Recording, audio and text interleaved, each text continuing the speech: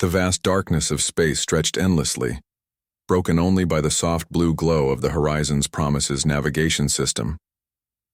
Jae-hoon Kim stood at the ship's primary observation deck, his hands clasped behind his back, watching the distant star clusters shimmer like scattered diamonds. Suddenly, the quantum sensors began to pulse. A strange signal rippled across the ship's communication arrays, something completely unexpected. Hee-soo Park, the lead research engineer, leaned forward, her eyes narrowing as complex data streams danced across her holographic displays. "We've got something," she muttered, her fingers moving quickly across the interface. The alien ship appeared without warning. It wasn't massive, but its design was unlike anything humans had ever encountered. Sleek and almost organic, it seemed to blend with the darkness of space, its surface shifting like liquid metal.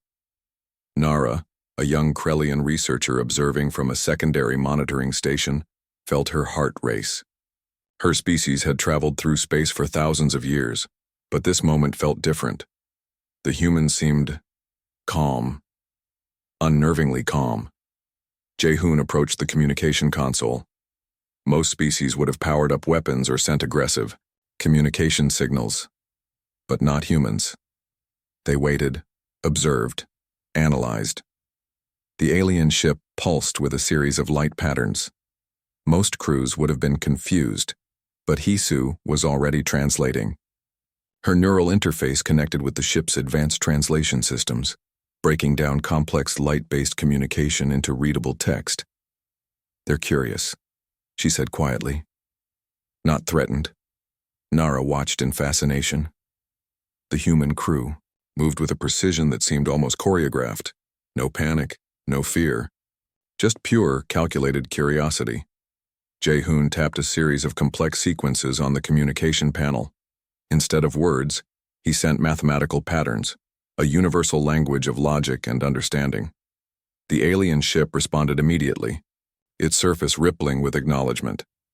Within moments, a holographic representation of the alien species appeared. Nara recognized them as Krellians, her own people. But something was different.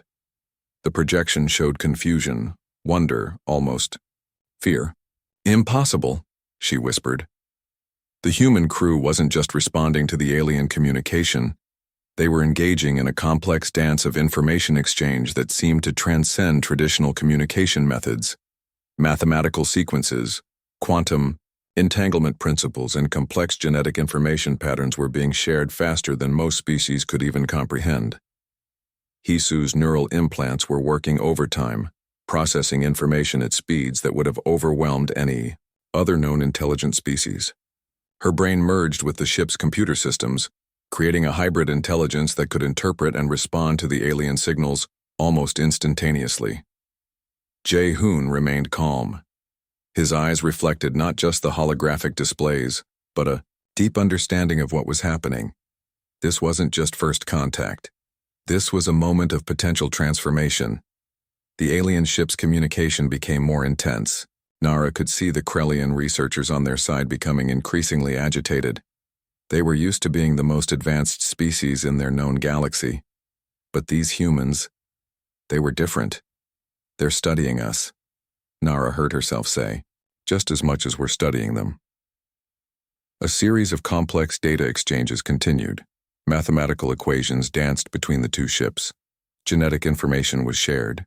Technological principles were explored. And through it all, the human crew remained composed, almost serene. Jae-hoon finally spoke, his voice calm and measured. "Prepare a comprehensive data package. Let's show them who we are." The ship's systems hummed to life, preparing to send humanity's most comprehensive information package. Not a message of conquest, not a declaration of superiority, but an invitation to understand. Nara realized then why humans were different. They didn't see this as a confrontation. They saw it as a conversation. The Galactic Summit Hall buzzed with tension. Representatives from 17 different star systems sat around a massive circular platform, their faces a mix of curiosity and apprehension. Woo Jin Lee stood at the center, looking smaller than anyone else, but carrying an aura of quiet confidence. that made even the most advanced alien species watch him carefully. Holographic problem hung suspended in the air, a complex quantum entanglement puzzle that had stumped scientists for decades. Most species saw it as an unsolvable mathematical challenge. Some had spent entire generations attempting to crack its intricate code. Kiral, the senior alien diplomatic council member, watched with skeptical eyes. Humans were new to the galactic community. How could they possibly solve what no other civilization had managed? Wu Jin's fingers moved almost invisibly. Small neural interfaces connected seamlessly with the holographic display, translating his thoughts into rapid computational sequences. The other species leaned forward, their technological appendages twitching with anticipation. Seconds passed, then minutes. Most expected Wu Jin to struggle. Instead, he worked with a calm precision that felt almost supernatural. His mind seemed to dance with the mathematical problem, breaking it down into layers that no one else could perceive. Suddenly, the holographic puzzle shifted. Complex quantum strings rearranged themselves. Mathematical impossibilities became possible. The entire hall went silent. Kiral's tentacles trembled. What they were witnessing wasn't just problem-solving. It was a complete reimagining of computational logic. In less than 12 minutes, Wu Jin had solved a problem that had blocked scientific progress for over 3 centuries. The quantum entanglement model, once considered a theoretical nightmare, now looked elegantly simple. Alien researchers began comparing notes. Their translation devices worked overtime, converting Wu Jin's solution into various technological languages. Each translation revealed something remarkable. The solution wasn't just correct. It was revolutionary. The human didn't celebrate. He simply stepped back, allowing the other researchers to examine his work. No boasting, no dramatic announcement. Just pure, quiet intelligence. Nearby, Elena Rodriguez watched with a subtle smile. She understood something the other species didn't. This wasn't about showing off. This was about pushing the boundaries of understanding. Other alien delegations began sharing their reactions. Some looked shocked. Others appeared almost frightened. A few seemed genuinely impressed, but everyone recognized they had just witnessed something extraordinary. Wu Jin's solution didn't just solve the quantum problem. It opened potential pathways for faster-than-light communication, advanced energy generation, and complex computational models that could transform entire civilizations. Kiral approached Wu Jin, his movement a mixture of scientific curiosity and diplomatic caution. "How did you solve this?" he asked, his translation device converting his complex language into simple human English. Wu Jin smiled. "We simply looked at the problem differently," he responded, his answer both humble and profound. The summit hall continued to buzz. Researchers were already downloading and analyzing the solution. Preliminary studies suggested that this single mathematical breakthrough could accelerate technological development by several hundred years. What the aliens didn't realize was that this demonstration was just the beginning. Humans had been quietly developing technologies and solving problems in ways that defied traditional scientific understanding. Elena stepped forward, her hand resting lightly on Wu Jin's shoulder, a gesture of professional respect and collective achievement. The human team wasn't competing. They were collaborating. As the summit continued, whispers spread among the alien delegates. Something fundamental had changed. The newcomers, these humans, were not just another species. They were potential game-changers in the galactic scientific community. Wu Jin returned to his seat, completely unaware of the profound impact he had just made. To him, this was simply another problem solved. To the rest of the galaxy, this was a moment that would be remembered for generations. The technological demonstration was complete, and the universe would never be the same again. The research station floated silently above a toxic planet, its atmosphere a swirling mix of corrosive gases and extreme temperatures. Most species would have considered this environment completely uninhabitable. But humans were different. Min-Ki Choi stood in the primary research chamber, his eyes focused on a series of genetic modification protocols. Beside him, Arya Kim manipulated complex neural interface systems that seemed to blur the line between technology and biology. Lorax, the xenobiological research director, watched with a mixture of scientific curiosity and growing unease.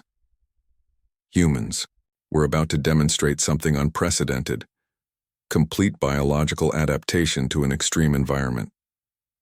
The first test subject was a standard human volunteer.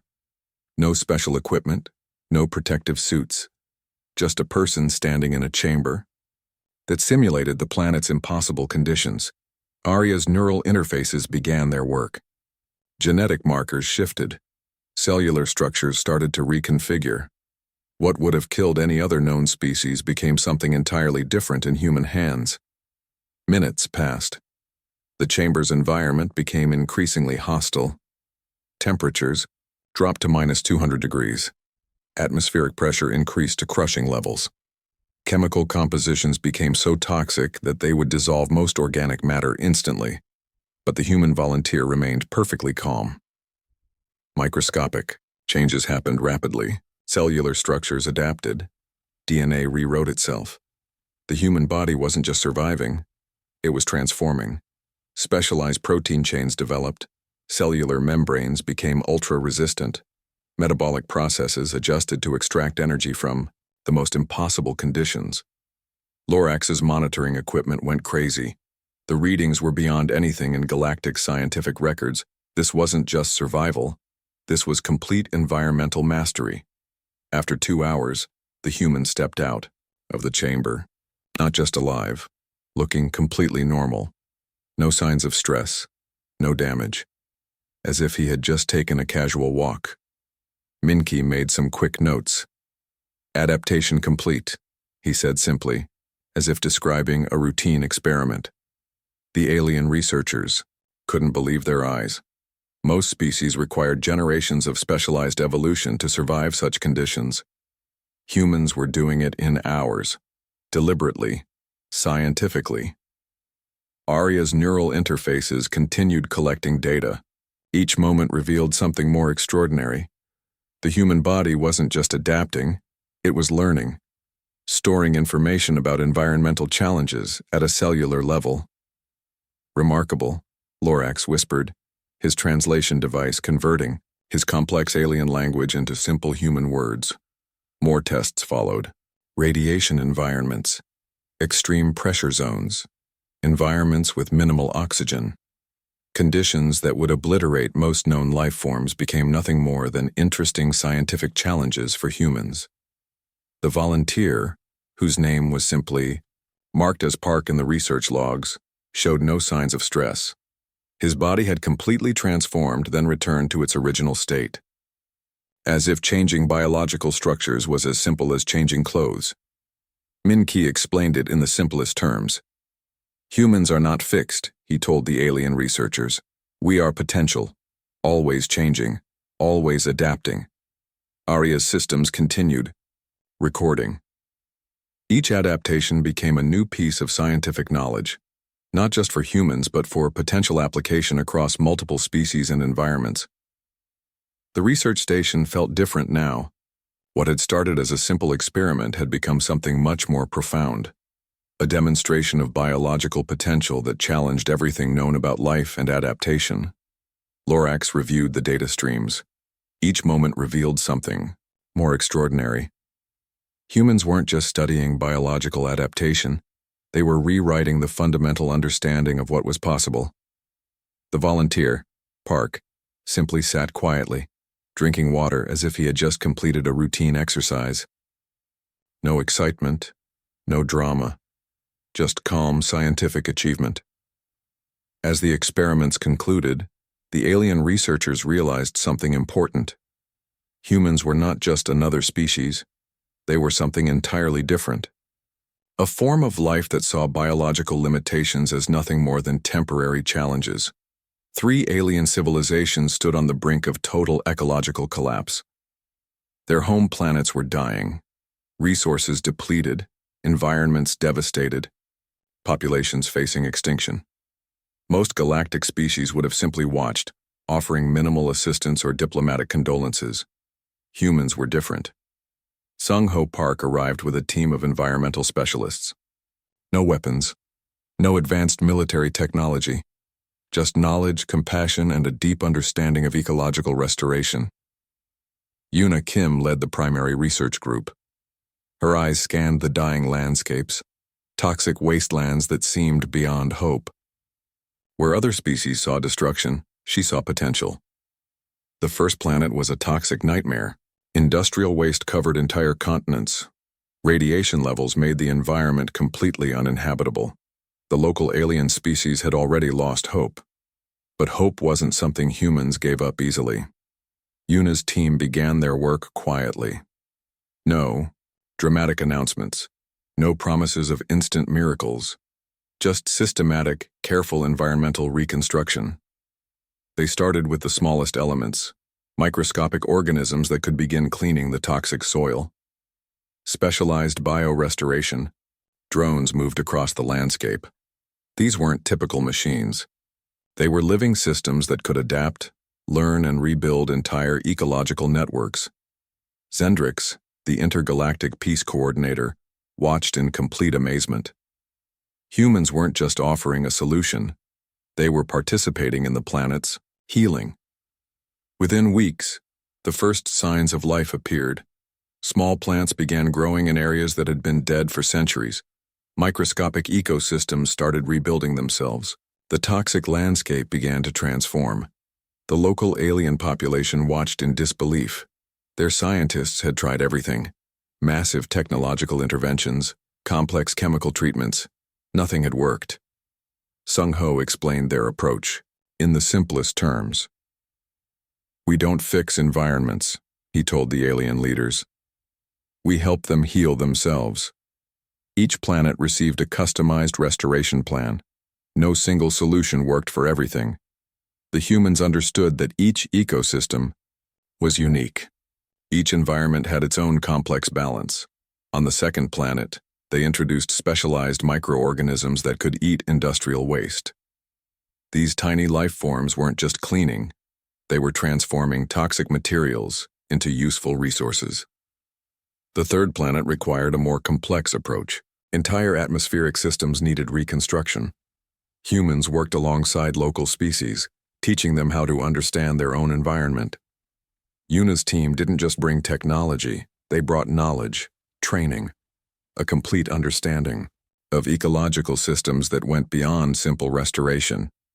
Local alien scientists began learning, not just following instructions, but understanding the deeper principles of environmental healing. Humans weren't solving their problems. They were teaching them how to solve problems themselves. Zendrix realized something profound was happening. This wasn't typical galactic intervention. This was a fundamental shift in understanding ecological relationships. Months passed. The dying planets began to show signs of life. Forests started growing. Water systems became clean. Atmospheric compositions stabilized. What seemed impossible became reality. The human team worked without seeking recognition. No massive celebrations, no demands for payment or political favors. They simply did what needed to be done. Local alien populations began to understand something important. Humans weren't just another species. They were partners, collaborators in the most fundamental sense. Sung-Ho's final report was simple and direct. "Environments heal," he wrote, "if you give them a chance."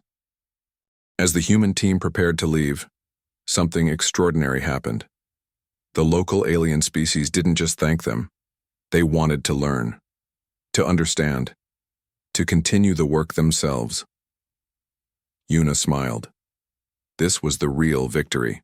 Not just healing planets, but helping other species understand their own potential. The three planets continued their transformation, slowly, carefully, beautifully, and the galaxy watched and learned. 50 years had passed since the first alien encounter. The galaxy looked different now. Humans had become something more than just another spacefaring civilization. They were bridges between worlds. Nara stood on the observation deck of the Galactic Harmony Station. Once a young researcher filled with fear and wonder, She was now a respected diplomat. Her entire career had been shaped by that first encounter with humans. Jae-hoon Kim, now an elder statesman of human diplomacy, watched the star systems converge. He had witnessed humanity's transformation from a single-planet species to galactic mediators. The station buzzed with activity.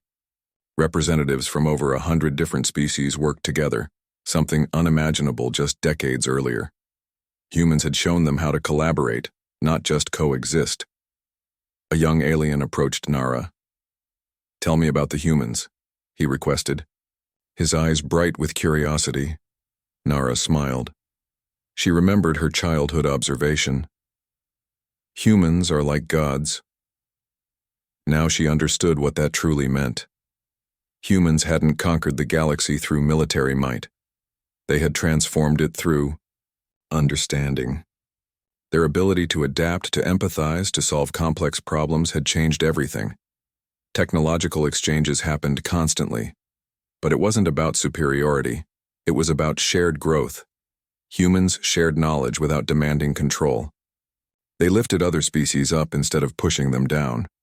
A holographic display showed multiple planetary restoration projects. Worlds that were once dying now flourished. Entire civilizations had been saved not through force but through compassion and intelligent intervention. The station's communication systems lit up. Another potential conflict was brewing between two distant star systems. In the past, this would have meant war.